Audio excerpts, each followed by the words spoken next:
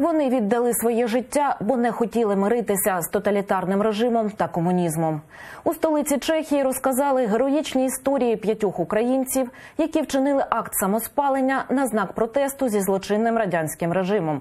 Серед них кримсько-татарський національний герой Муса Мамут, який спалив себе живцем, бо йому не дозволяли повернутися до рідного Криму. Про історії українських живих смолоскипів далі у сюжеті. Це чи не єдина світлина Муси Мамута, кримського татарина, чиє ім'я назавжди закарбоване в історії корінного народу Криму. 1978-го він скоїв самоспалення на знак протесту проти утисків радянської влади. Тоді Муса Мамут разом з родиною вирішив повернутися у Крим з депортації. Формально кримські татари вже мали на це право. Втім, його родині дозволу на проживання на півострові не дали. Його родина не отримала дозвіл на повернення до Криму від радянських органів, і за це Мусу Мамута засудили. Після того, як він відбув покарання, його знову звинуватили у тому, що він повернувся у Крим без дозволу, і всю його родину мали депортувати з Криму.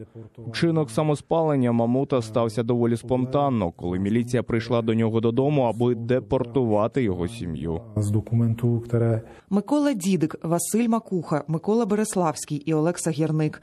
Ці українці так само спалили себе через незгоду з репресивною тоталітарною системою.